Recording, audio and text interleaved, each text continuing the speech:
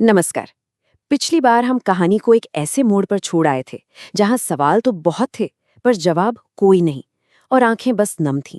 तो चलिए आज उस कहानी के आखिरी और सबसे गहरे राज से पर्दा उठाते हैं और उस सच को जानते हैं जो यकीनन सब कुछ बदल कर रख देगा।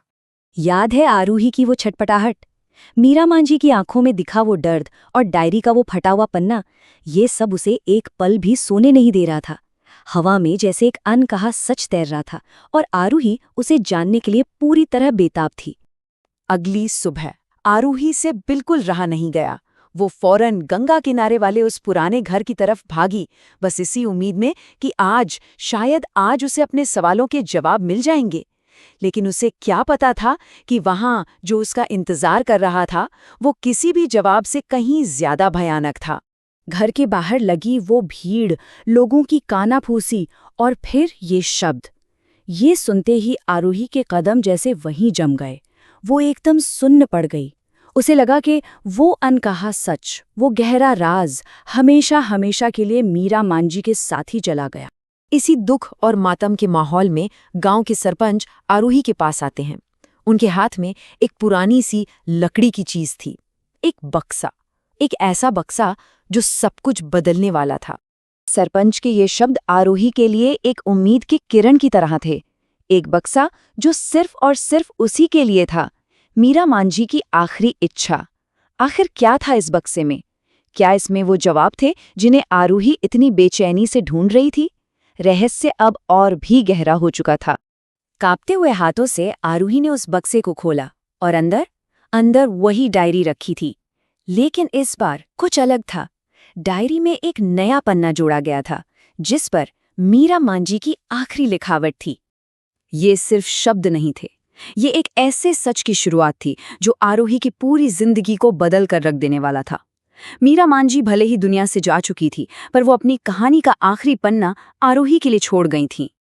और ये था पहला खुलासा। जरा सोचिए, वो बच्ची मीरा की थी ही नहीं, वो उनकी छोटी बहन की बेटी थी।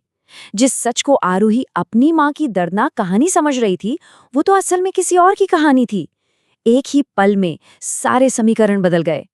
लेकिन सबूत सिर्फ इन शब्दों तक ही सीमित नहीं थे। उस बक्से में कुछ ऐसा भी था जो शब्दों से कहीं ज्यादा ताकतवर था और इस राज की बाकी परतों को खोलने वाला था। अब सबूत एक एक करके सामने आ रहे थे।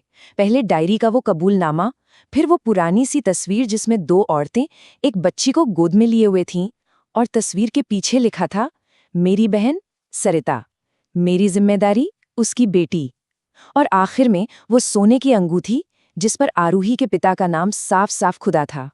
कहानी के सारे बिखरे हुए टुकड़े अब जुड़ने लगे थे।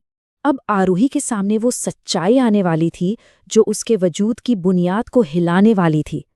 वो रिश्ता जिसे वो पूरी जिंदगी एक नाम से जानती आई, उसका असली नाम कुछ और ही था। और ये था कहानी का सबसे बड़ा, सबसे चौंकाने वाला सच। मीरा मांझी आरूही की माँ नहीं, उसकी मौसी थी। वो औरत जिसे समाज ने हमेशा बदनाम किया, जिसे खुद आरूही ने पूरी जिंदगी गलत समझा, वो असल में उसकी अपनी मौसी थी जो बस अपनी बहन की बेटी की रक्षा कर रही थी। अब जाके मीरा मांझी की पूरी जिंदगी का मतलब समझ में आ रहा था।